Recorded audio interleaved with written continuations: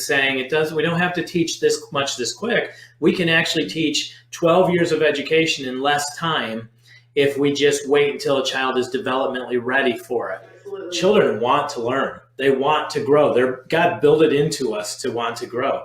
And Absolutely. And if we don't push it and we just give them opportunities, it's like they'll step into that. It's perfect because it gives him and feeds that desire to be a part. Yet at the same time, it's really not challenging for him, like intellectually, but it's satisfying the other areas that need to be still developed. When I was teaching, we always use this modeling method of say, see, do. So that's kind of your say and see section. And then your do section is the next one, which is what we call match it up. But the reason you do copy work, you're not only developing motor skills, but you're also developing memories.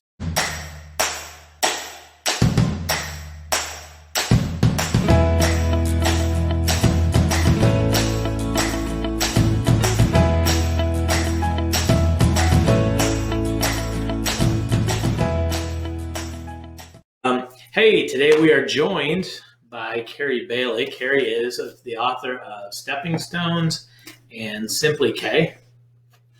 And Carrie, welcome to Moms of Masterbooks and the Appies. The Appies? Last week they were the Appers. The Appers. Yeah, we're streaming to both today. Hi. So when I pastored, one of the guys who kind of came in with me at the same time, he would always say, man, I don't know how this keeps happening to me. Like we're sitting at the side of the creek, and the next thing I know, I'm in a raft with you, and I'm 5 miles down creek saying, how did this happen? And why am I here? I didn't even want to go for a ride with you. Yeah. So that may or may not be Carrie's story too. Carrie started as a moderator. Well, first she came into the Moms of Master Books, provided a lot of help, and was just really helpful. We said, boy, wouldn't you like to be a moderator? I think, were you the third? Did you come in after Anna? I'm not sure if I was after Anna. No, there was Carrie and Jessica. Carrie and Jessica and Anna were all moderators. Okay, yep. And so you came in, and then somebody had a brilliant idea of, well, you have experience in teaching kindergarten and whatnot, and you also believe that we shouldn't push students too heavy. Wouldn't you like to write a curriculum? Yes, that is pretty much what happened. And what you didn't know is that I had already been trying to think about a direction for myself, maybe once my children were done homeschooling. But it ended up that this has been an actual wonderful ride. There have been some rapids along the way, but it's fun. So I've been honored to work with all of you. That's awesome. Well, so I'm excited by these projects, and it's been fun to work with you as well. And I know we share a common thought, and I'm going to start it and then you elaborate on it. But a lot of times in homeschooling, we see people come in, especially with early learning, and feel like we need to do it all. Our kindergartners need to have, we just need to cram it all down their throats, and we need to be reading and doing multiplication because their cousin is doing it and he goes to public school. And that over the years, it just doesn't always go well for everybody. So we like the gentle approach, but rather than gentle, I like to say developmental, the whole child developmental approach. Both of these courses, Stepping Stones and Simply K, are written from a developmental approach to learning.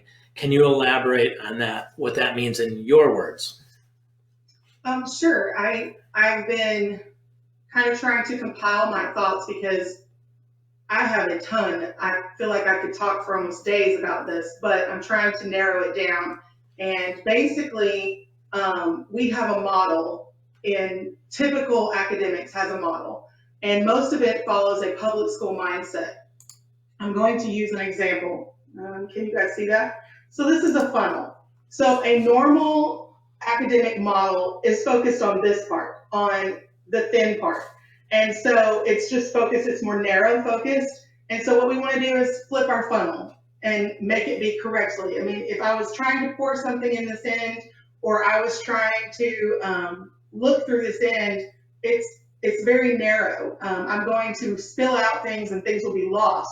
Whereas if I flip my funnel and I use it how it's meant to be used, it's more wide, it's more broad. I'm able to get more in and take in more at a time.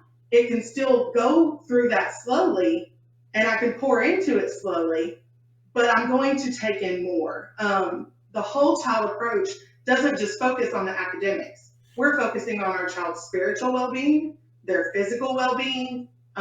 We're making sure they're actively engaged in learning. We are scaffolding them, and I can go into all of what that means. We're challenging them and preparing them for life, not just for, I hate to use it's kind of a common thing of, I'm not preparing my kid for the test. And yes, we're not, but I'm also not preparing them to only understand book work. I'm preparing my child so that whatever they decide and whatever path they take in life, I've prepared them and equipped them with what they need to succeed. So for me, I see a lot of people also say, well, I don't think I could do this. And I pretty much have this philosophy of, if you can parent, which most of them are, then you can teach. It's the same thing. I recently was even talking with a psychiatrist about one of my own children, and was explaining how the last couple of years, how math has just really, it was an area that was honestly friction. It caused anxiety. And the last few years, this child has just blossomed, and it's blown me away at how quickly we all see this, my child needs to catch up, my child needs to catch up. When they're ready and when their brain is ready, they will. And the psychiatrist replied back to me about his own family, and his own sister didn't even read until she was like 8 or 9. Right. And that he wished that more parents would understand that until they're ready, sometimes their brain just doesn't put everything together and it just doesn't click. And that was even his words. So why do you think that is, when science shows so clearly that you do teach when you teach to the whole child? And other countries like Finland are showing, they're following the science and saying we don't have to teach this much this quick. We can actually teach 12 years of education in less time if we just wait until a child is developmentally ready for it. Why is the American system so bad at ignoring science? And why do we trust it? Oh, goodness. I know that's a very loaded question. You don't have to answer it in detail. It is loaded. Without getting myself into trouble, I honestly have said, even when I was in teaching in the public school system, it never made sense to me why I have a politician who has no background in education, no background in child development, making decisions for what I need to be teaching to a child. To me, that's archaic. They are focused more on the paper success, on paper, we are succeeding and we are beating out this country. And so they think if we do X, Y, and Z, then, we'll be better, or we need, more time, and we need to push this further down so we can get things in more in their 13 years of education. When in reality, that's not at all what needs to happen. Right. Okay, so stepping stones. If you have anything, wave. Okay. Brittany is here too, so you're welcome to wave and say hi to people. Okay. Hi, people. We have people jumping on in both the Facebook live stream and the app. So hi to everybody jumping in. Thank you for your comments. A lot of good feedback on stepping stones and Simply K. Yeah, right at the last minute, I was just going to do an interview with Carrie, and then at the last minute, Facebook said, guess what? We're going to change your format, and we're not going to let you switch today like we have been. So I'm in a brand new Facebook format, but it seems to be working actually today. Yeah, this time the comments are coming through. Yeah, so that's good. So say hey, let us know you're there. Yeah, we definitely, this is to me one of the most important topics, right? preschool and kindergarten.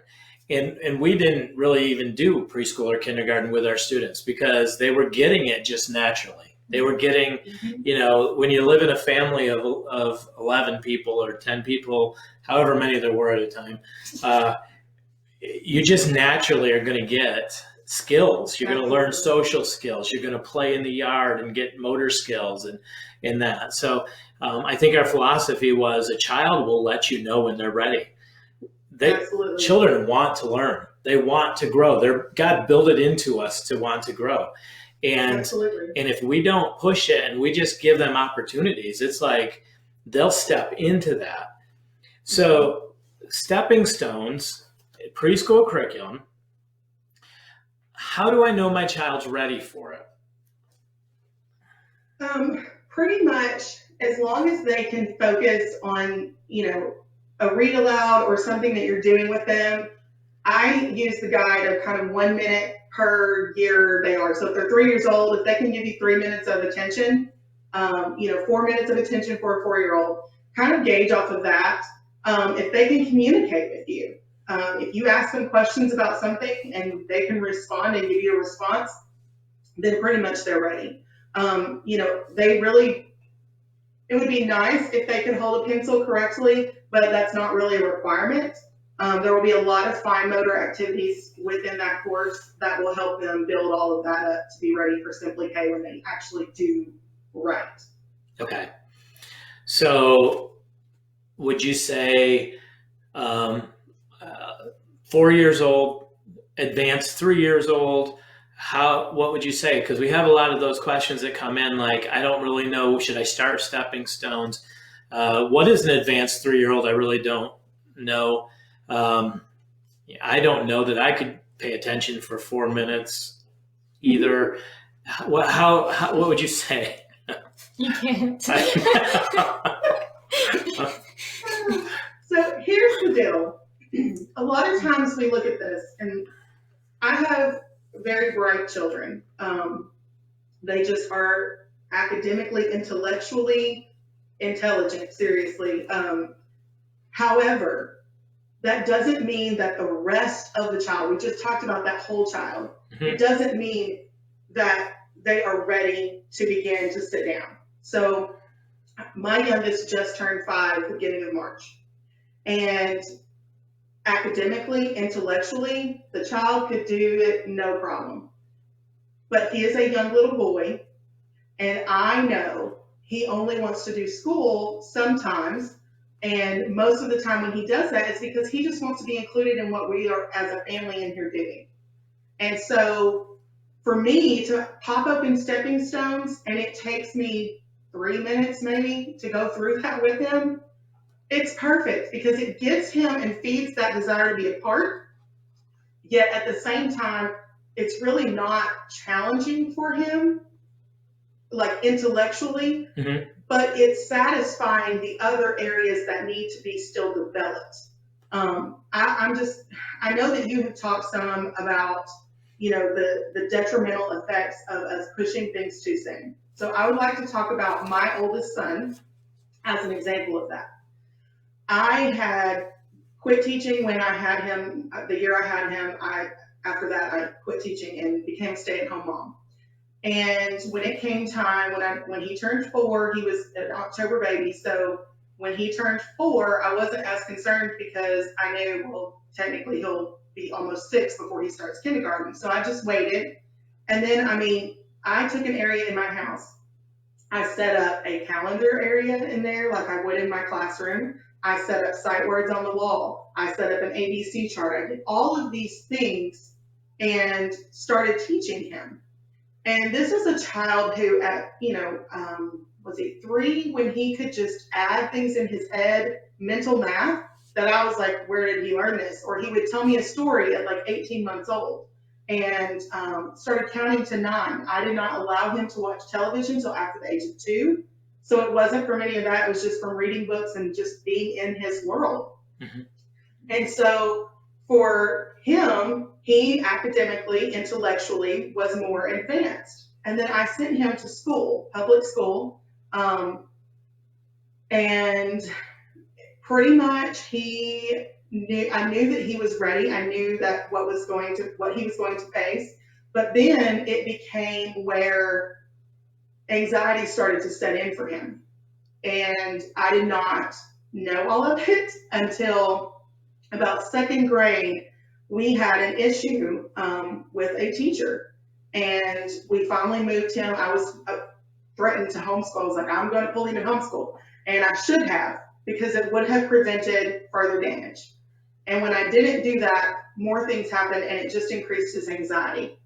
And I have seen the effects of that stress, because it's even worse than when I was teaching now. The requirement that's on the teachers, those things that are on the children, it's very stressful. I have friends who literally have had to be medicated themselves. They're teaching, and they're having to be medicated for anxiety and high blood pressure because of the stress that's on them, because of the standards that they are having to teach. They want to just keep shoving everything down and never take anything back away. And you just don't even have time to teach it all. And so when you think about that environment that I placed my child in, it's one of my biggest regrets that I placed him in, and the effects. You guys, I pulled him at the end of his third grade year in 2016. And I can tell you that it has taken until probably the last year and a half to help him break that mentality, break that stress, break that mindset. Well, it's almost like post-traumatic stress, right? Because in the school system, especially, there's so much you face. From the moment you get on the bus and you don't know, am I safe on a bus, to the school environment, to the stress that's produced, and the chemicals that are being released and the imprints that are happening on the brain. And if they don't have, we think, well, they're able to do math, so why can't they do it? But if they're not socially ready, if they don't have the spiritual and intellectual side of that readiness, then imprints are being made. And that's why students do really well in first and second grade. And then they hit third, fourth grade and start to regress and start having challenges. And then not every student, but it can happen. And so I think when a student is ready and they're going, that's great. I think, in a case like that, though, it's almost like you have to then detox from that experience. And every time you pull out a school book, the brain only recognizes patterns, right? So I'm going to do school today. Oh, great. I remember what pain school causes me with cortisol and all the chemicals that I felt through that experience. So to me, it's much more scientific, and it's fascinating how God made us, and the brain development and the neurology of everything that's happening in a young child's life. Oh, absolutely. So I say, go ahead. When we're talking about placement, a child who's 3, I think if you did it loosely, but hold very loose expectations. Don't be afraid to do it again when they're 4. Like, right? Is that how you would say? I almost have a panic attack and I love these moms, so please, no one be offended at me, but I almost have a panic attack when they tell me that their child is 2 or even 3, and they're wanting to do, I understand some 3-year-olds, especially, I hate to be like this and stereotype it, but some girls, especially at 3, they just want to do, their fine motor seems to develop better and quicker, and so they want to do something. So, I'm okay with stepping stones being used for 3 and 4-year-olds. I feel like that is the perfect range. Even some 5-year-olds. Like I said, my son, I know Jessica McCuller, she's using it with her 5-year-old. Those two are very similar in age. I think they're like a week apart, but anyways. And so, we realized they're not quite ready for Simply K, but stepping stones will be the perfect introduction. And, like I saw somebody in Moms of Masterbooks the other day saying that they were so thrilled that it was play-based, or that it's the perfect introduction for their child who is ready.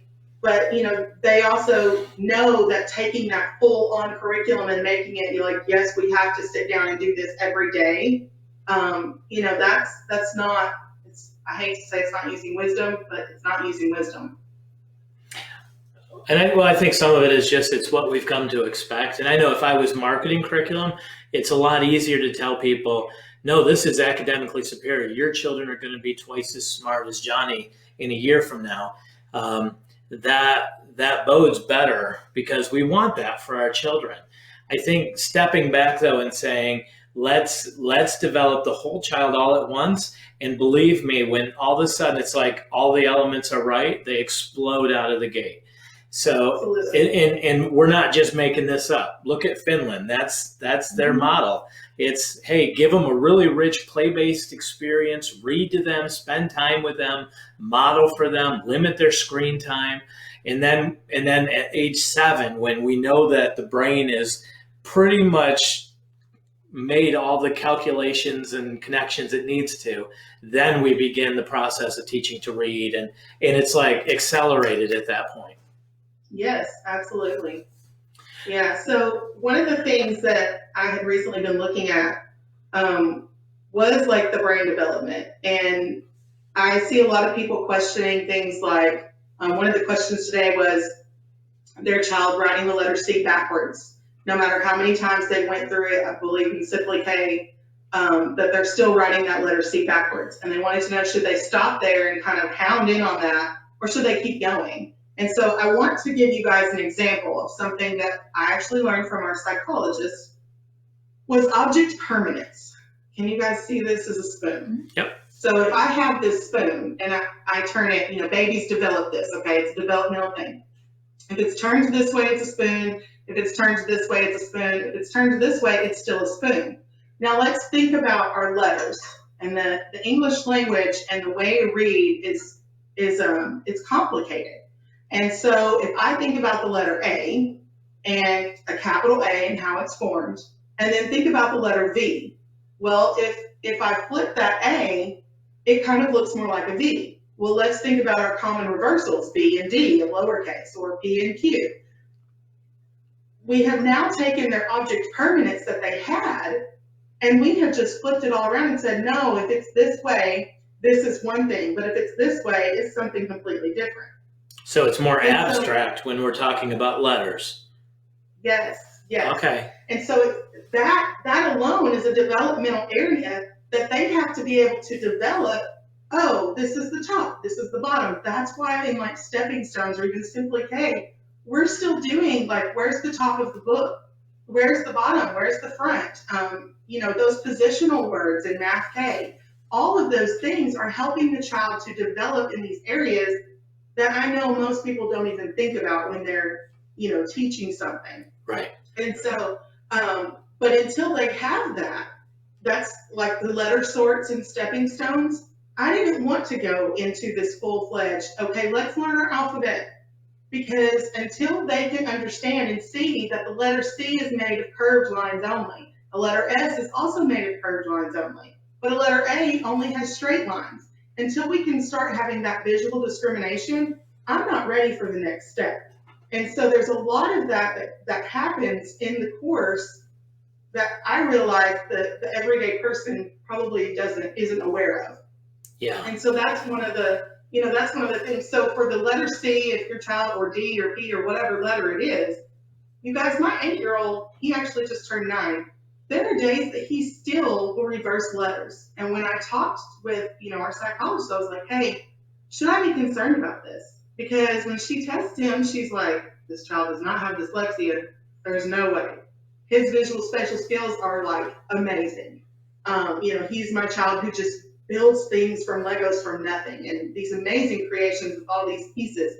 Yet at the same time, he is extremely impatient, so he doesn't want to read things very long. He'd rather you give it to him in an audiobook because he gets it quicker.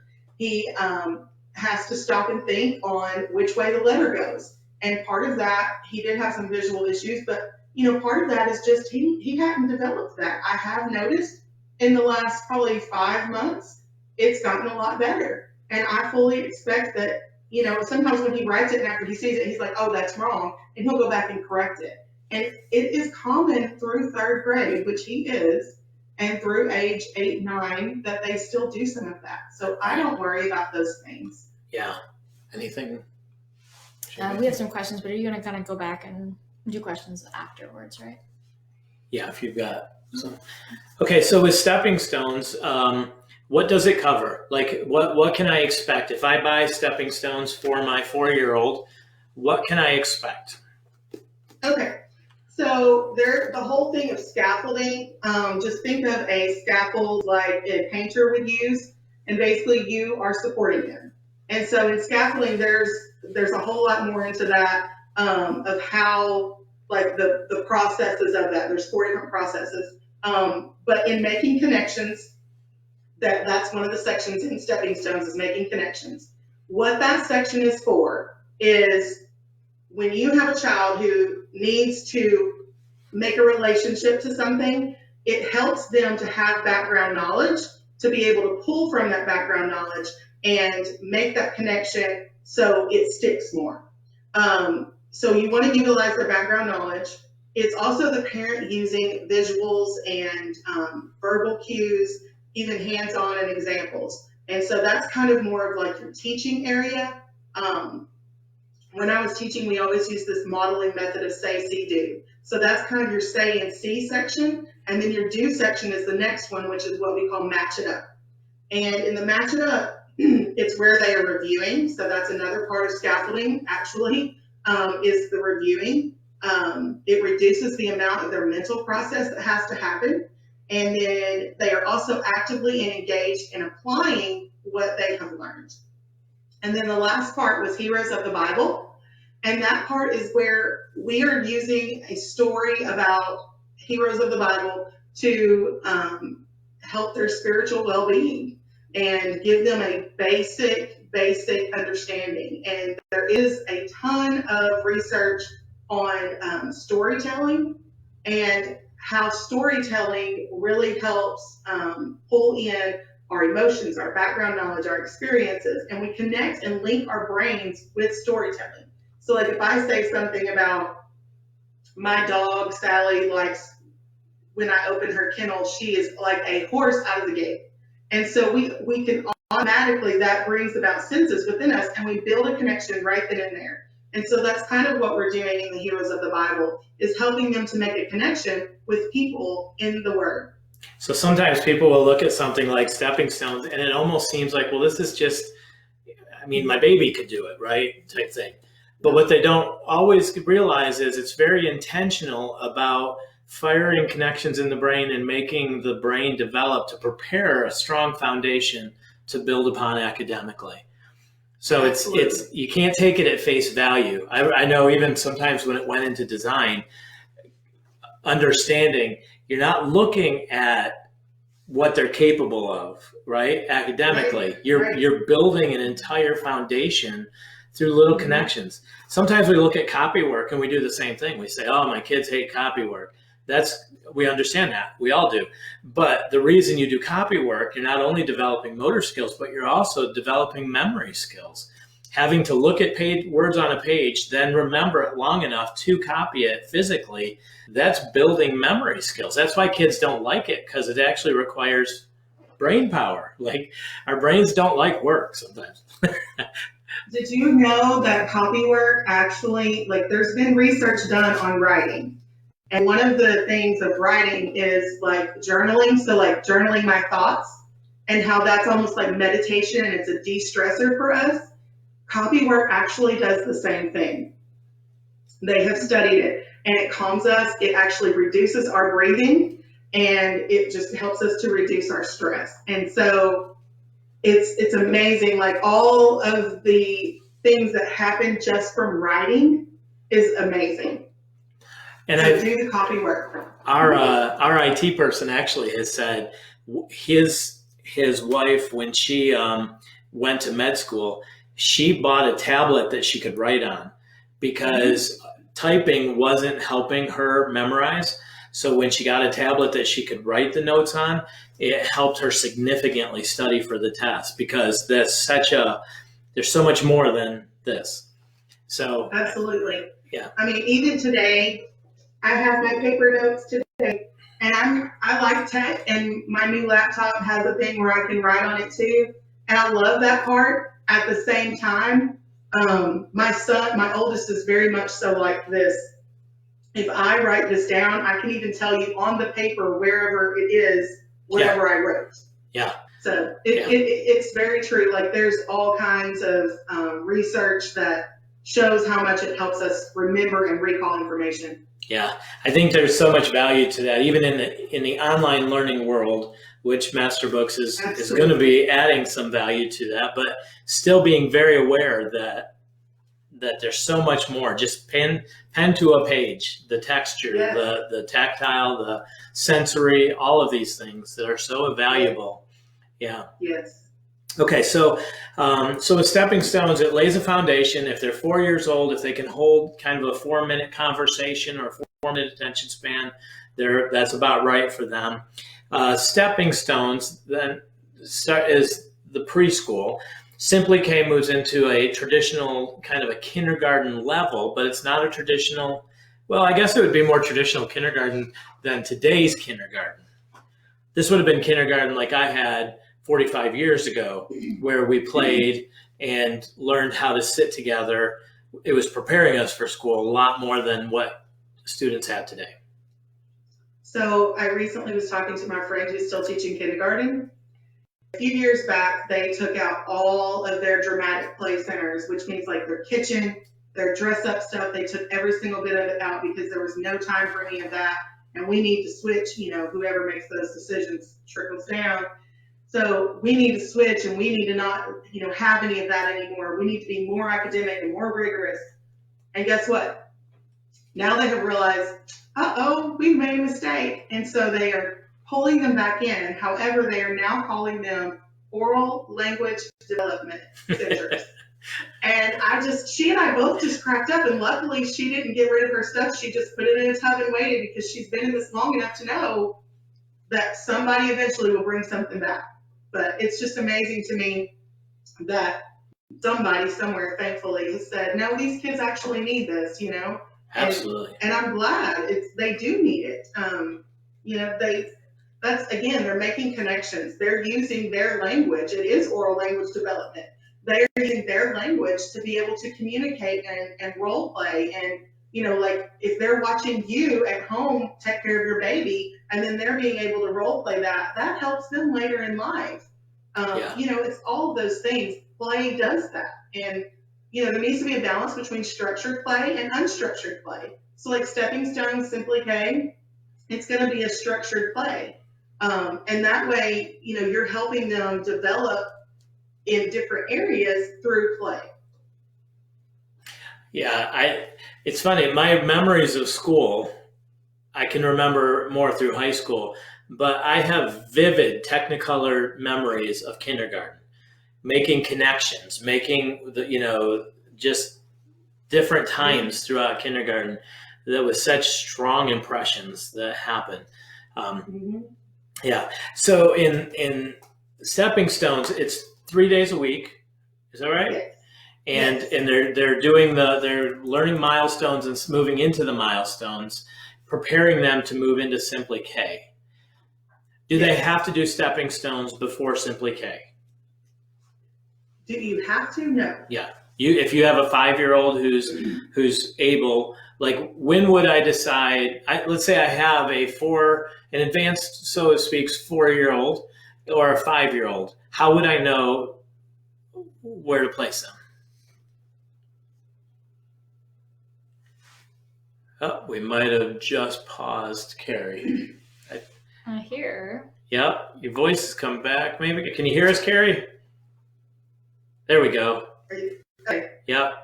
Let's see. Came up. Your internet connection is unstable. Hopefully that doesn't stay.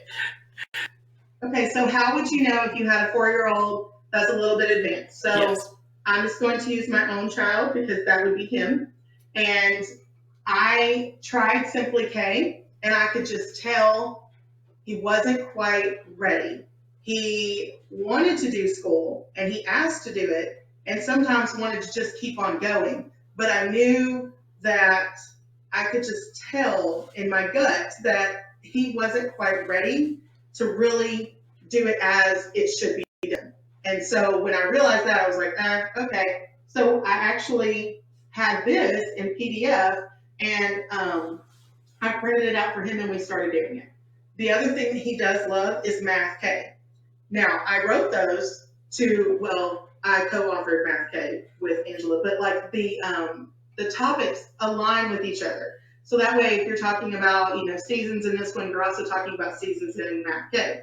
And so one of the things in that, he's not going to get that because he will be done with Math K. But I decided to let that go and not be anal about that and just let him keep going, because even if he reviews those things when he gets to Simply K, that's completely fine. Review is a good thing. It's part of scaffolding. It builds confidence. It helps them. So anyway, so right now I have him doing stepping stones, and I just, I honestly am not even doing anything formal, and he just turned 5 at the beginning of March. And it's kind of like when he wants to do school, this is what we pull out because it's super quick and easy, and we can just get it done, and he enjoys it. And that's what I want.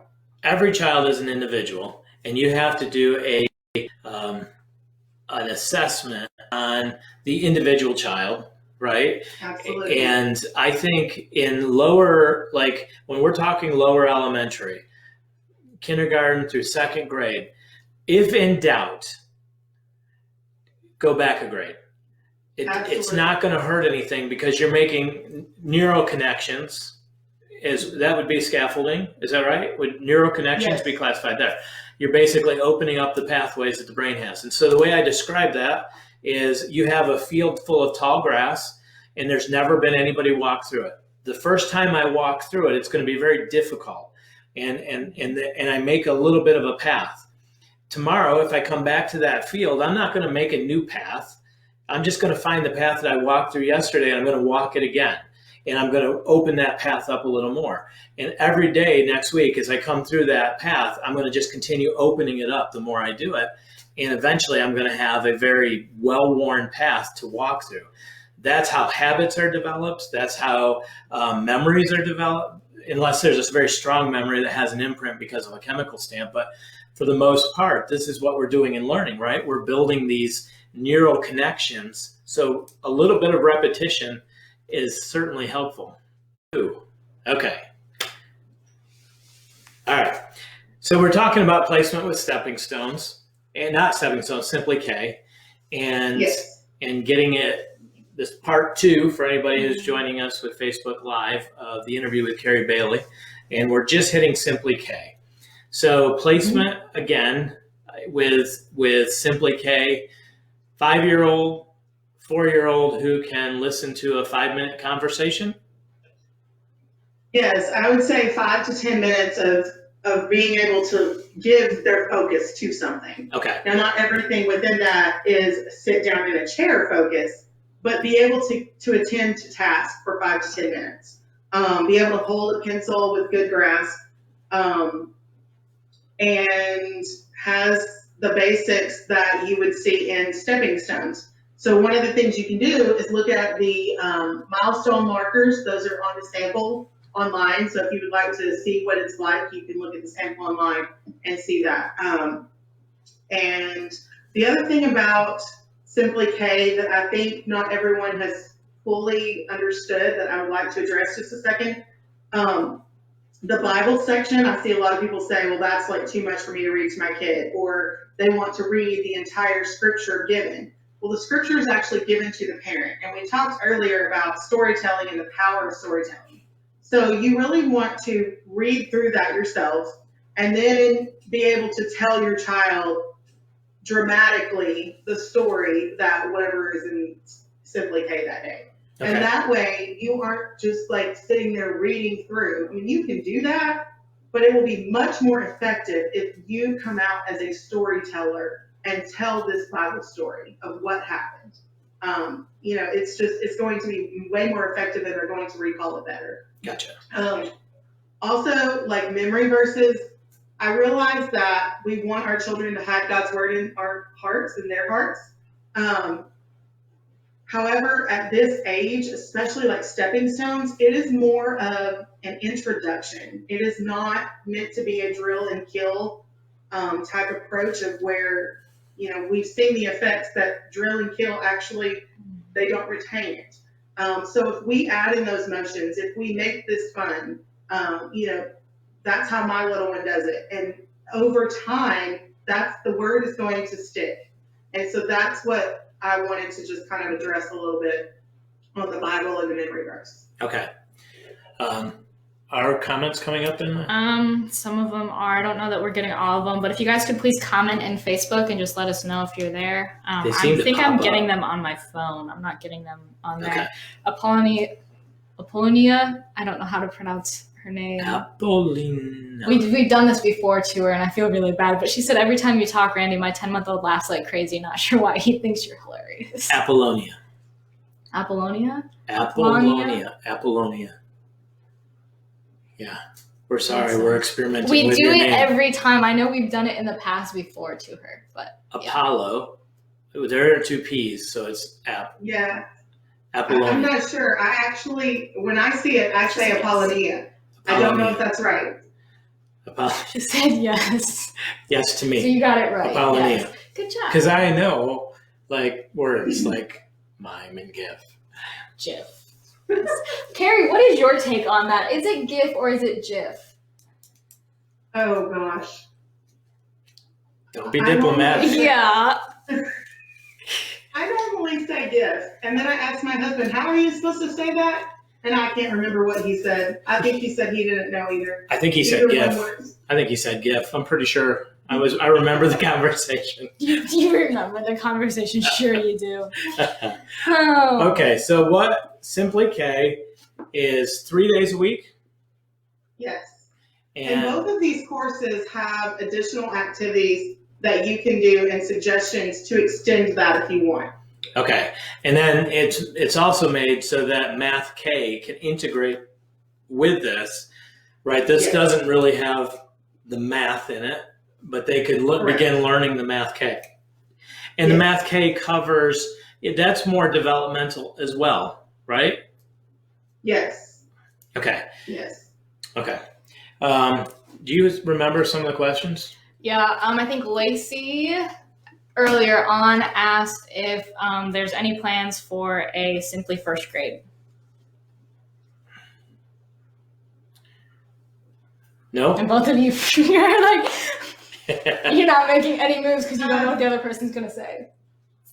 They all, Masterbooks already has a solution for first grade. So as far as I'm aware of, there will not be. So basically in Simply K, you can do it as written for the full 36 weeks. I know we have questions, even Kasha asked about, like how would I modify it if my child isn't fully ready for Simply K, kind of like my Matthew, my youngest, not fully ready for Simply K, but stepping stones is kind of easier. Like, what would I do? So my suggestion is do stepping stones, pull that ABC chart from Simply K. To me, if you just chant the ABC chart every day that you do school with them, that is fabulous. You would be shocked at how well they will learn things just from doing that. Mm-hmm. And then, do the games, do the rhymes section from Simply K. And that way, when you go back through Simply K, if you want to repeat those rhymes and have them do the activities with the rhymes, then you can do that. And then I know someone else asked about a 4-year-old Mindy Brown. So I have written down, I can't remember your question right now. I think it was developmental children. So I thought that stepping stones is great because it's play-based. And, it'll take less than 10 minutes even with the active learning. One of the things that I have learned with my own children is, like for Bible time, if your child is not one who stops, one of the things you can do is put them in a swing or, have an exercise ball where they're like rolling on the ball while you're reading about the Bible. It may look like they aren't learning or paying attention, but they actually are. Mm-hmm. Another thing you can do is start teaching them how to focus.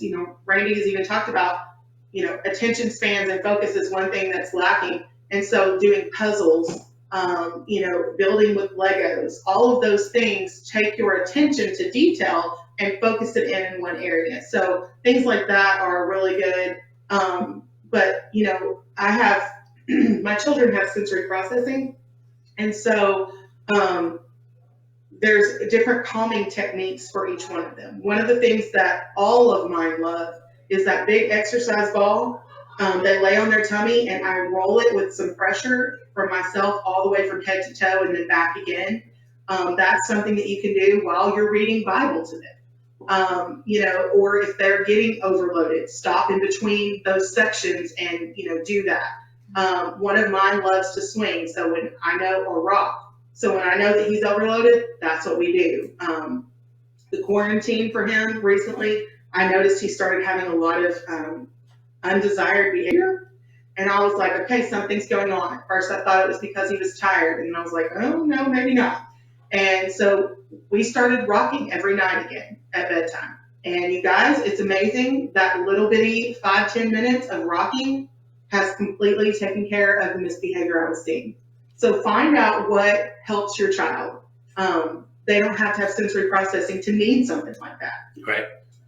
Kel asked, she had an 8-year-old that needs help with blending, moving from like the sounds to combining.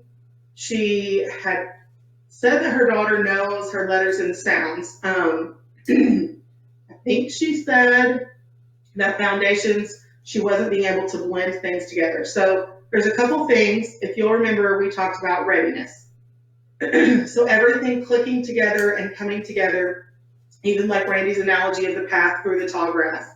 The first time you do it, you may even run into briars on the way, so there's going to be a lot of hiccups and a lot of stepping back. If I hit a briar, I'm going to back up and try to get it off of me.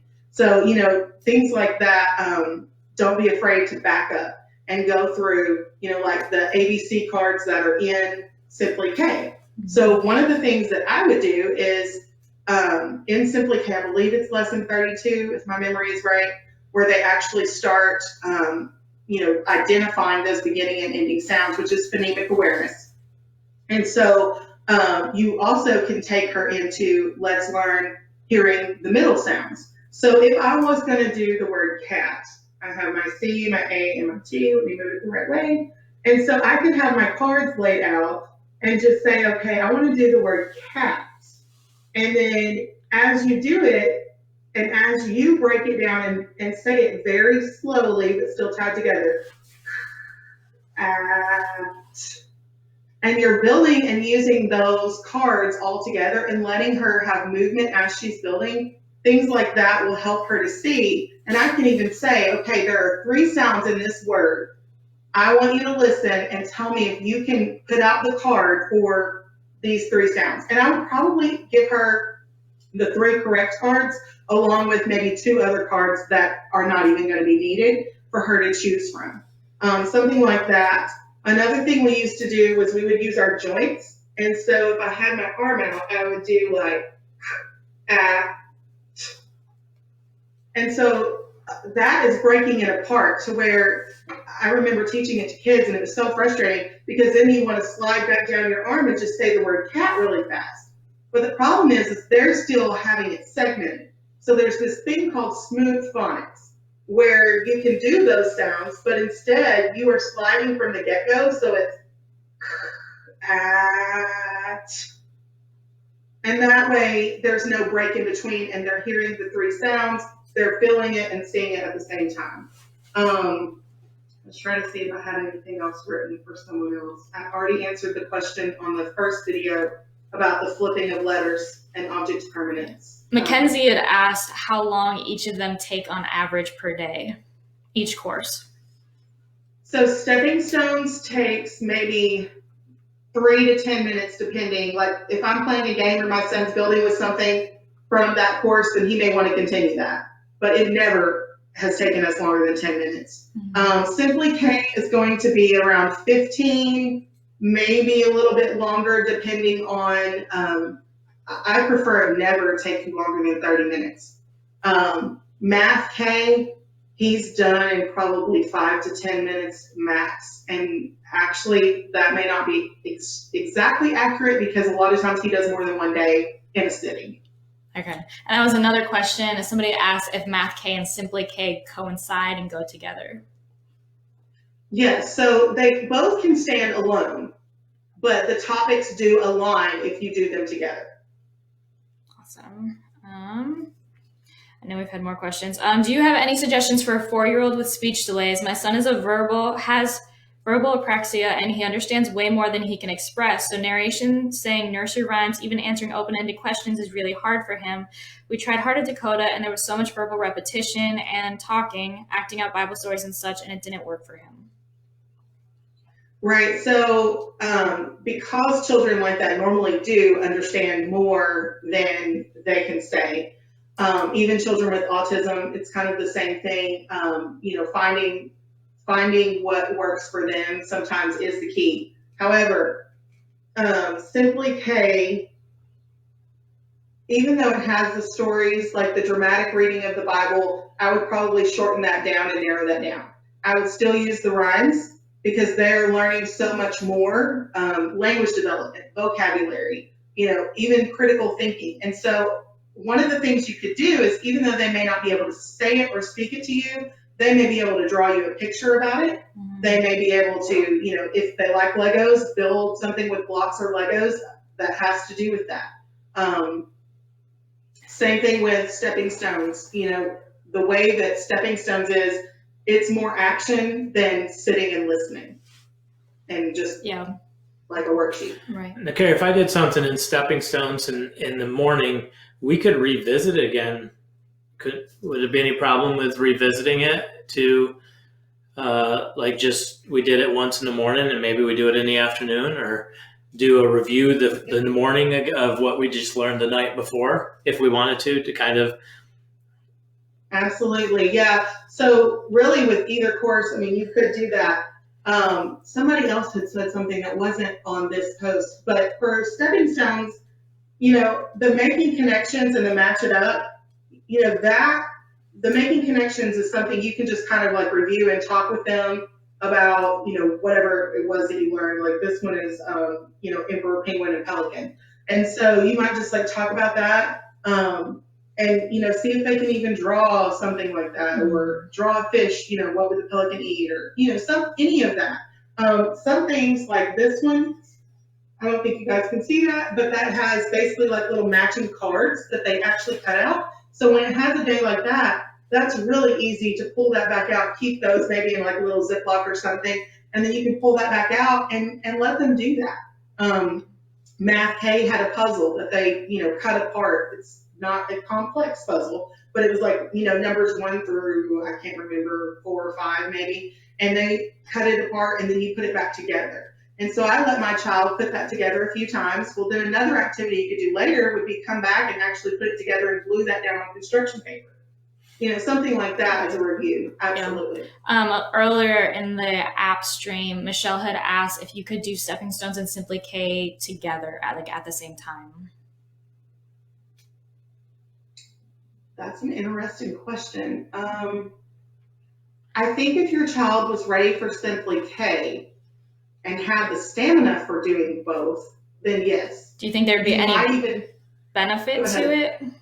I would say go do stepping stones at a little bit of an accelerated rate. Make sure that those skills are being developed, and then move into Simply K rather than layering them together. Yeah, I'm worried about, even when people add Foundations Phonics at week 23 in Simply K, the stamina that the child needs to be able to do that, they are going to need to be, in my opinion, an older 5-year-old, 6-year-old. Mm-hmm. Awesome. We've had a bunch of people asking as well how to share this video. A lot of positive feedback from it. You can go onto our YouTube channel. It's Masterbooks, and then these usually upload within like the next week. So just keep an eye out for that there. We actually, in the app, it saves the video. So what I may do is I'll use this video instead of the broken video. So it'll be one. Sweet. So yeah. Cool. Over in the app, you mentioned the correct pencil grip not being a requirement for SS stepping stones. However, moving to Simply K and more handwriting, is there a handwriting program that Carrie or Masterbooks recommends? We don't have a handwriting program yet. We're working or evaluating different options, and so hopefully that'll be something we have to announce. But yeah, I mean, I think this is a passion that we have. It's not let's just do what everybody else is doing, but let's create a solution that fixes the problems people have. Coming into homeschooling, a lot of new homeschoolers are like, I can't teach my child to read. That's like this huge scare. Well, Foundation Phonics has proven a lot of moms that they can, that it doesn't have to be that complicated or that expensive. I think Stepping Stone, Simply K, Math K have just been great tools to help lay a solid foundation. And it's like you got to trust the process. Trust people who've been there before you, right? You know, the first time you're learning to swim, it's horrifying because it doesn't make sense. Because every other time I got in the water, I sank. And it's the same with learning. It's like I think sometimes we're just so afraid to trust. And you know, when you're learning to swim, like you just have to at some point pick your feet up and do it. It's the same here. I think trusting that when you really lay a solid foundation, students do excel.